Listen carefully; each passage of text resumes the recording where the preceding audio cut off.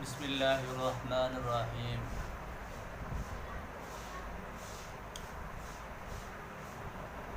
میں آج آپ کے سامنے بہت اہم ویڈیو لے کر حاضر ہوا ہوں۔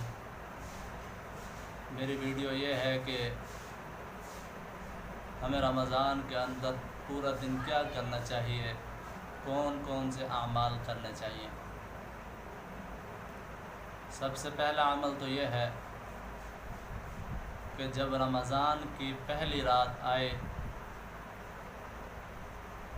یعنی یکم رمضان جب شروع ہو، تو اس کے بعد ہمیں تراویحوں کی فکر میں لگ جانا چاہیے، اللہ رب العزت کا قرآن سننے کی فکر میں لگ جانا چاہیے، اور ہمیں یہ سوچنا چاہیے کہ آج میں قرآن پڑھوں گا اور قرآن سنوں گا تو اللہ رب العزت مجھ سے راضی ہو جائیں گے۔ جب تراویحیں ختم ہو جائیں اس کے بعد ہم سو جائیں، اور سونے کے بعد ہم جلدی اٹھیں، اتنا جلدی اٹھیں کہ ہم سحری کرنے سے پہلے تہجد کی نماز ادا کر سکیں، 2 رکعت نماز نفل پڑھیں، 4 پڑھیں، جتنے آسانی سے پڑھے جا سکتے ہوں۔ ہم تہجد کے نفل پڑھیں، اس کے بعد اللہ رب العزت سے معافی مانگیں، اور اس کے بعد صرف اپنے لیے معافی نہیں مانگنی، پوری امت کی معافی کے لیے دعا کرنی ہے کہ یا اللہ پوری امت کو معاف کر دے، یا اللہ مجھے بھی معاف کر دے اور میری پوری امت کو بھی معاف کر دے، اور آپ علیہ السلام والی خیریں مانگنی ہے، آپ علیہ السلام والا غم، فکر اور تڑپ اپنے دل کے اندر لے کے دعا کرنی ہے۔ جب ہم آپ علیہ السلام والا غم اپنے دل کے اندر لے کر بیٹھیں گے، پھر اللہ رب العزت آسانی والا معاملہ فرمائیں گے۔ اس کے بعد ہم سحری کھائیں، سحری کھانے کے بعد ہم فوراً سو نہ جائیں، کیونکہ اگر ہم سو جائیں گے تو ہمارے لیے فجر کی نماز میں اٹھنا مشکل ہو جائے گا، اس لیے سحری کر کے فوراً نماز کی فکر میں مشغول ہو جانا چاہیے۔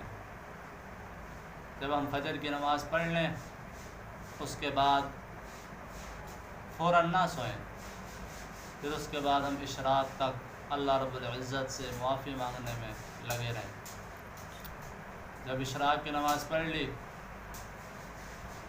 رات کے تھکے ہوئے تھے تو اس کے بعد ہم آرام کر لیں، اس کے بعد آرام کرنے کے بعد کچھ دیر آرام کیا، اس کے بعد ہم اٹھیں، قرآن پاک کی تلاوت شروع کر دیں، قرآن پاک کی تلاوت سے فارغ ہوئے تسبیحات میں مشغول ہو جائیں، اس کے بعد ظہر کی نماز پڑھ لیں۔ دنیاوی کوئی کام کرنا ہے، تجارت کرنی ہے تو ہم تجارت کر لیں، یعنی ہمارا کوئی وقت ایسا نہ ہو جو اللہ رب العزت کی ناراضگی کا باعث بن جائے، کیونکہ اللہ رب العزت نے رمضان کے اندر اپنے رحمت کے دروازے کھولے ہوتے ہیں۔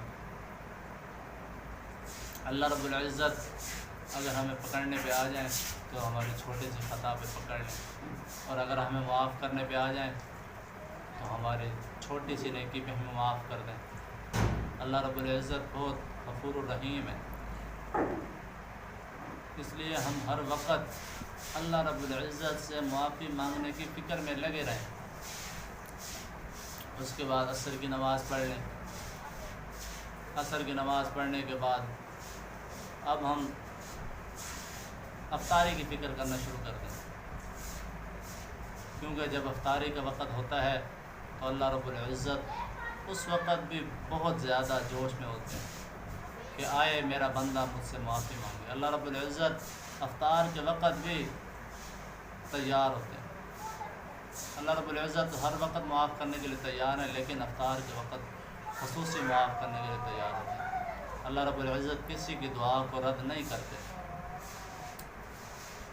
تو ہمیں یہ سارے اعمال اس کے بعد افطاری کی، اس کے بعد ہم فوراً مغرب کی نماز کے لیے چلے جائیں۔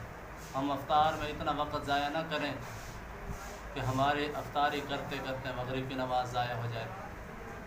اس لیے افطاری کی، اور افطاری بھی ہمیں کیا کرنی چاہیے؟ سنت جو ہے پہلے کھجور سے افطار کریں، کھجور میسر نہیں تو پانی سے روزہ افطار کر لیں، اس کے بعد فوراً مغرب کی نماز کے لیے چلے جائیں۔ مغرب کی نماز پڑھ کے سنتیں وغیرہ پڑھ کے پھر ہم آئیں سکون سے کھانا وغیرہ کھائیں، اس کے بعد پھر عشاء کی نماز اور تراویح کی فکر میں لگ جائیں گے۔ جب ہم یہ اعمال کریں گے تو اللہ رب العزت ہم سے راضی ہو جائیں گے۔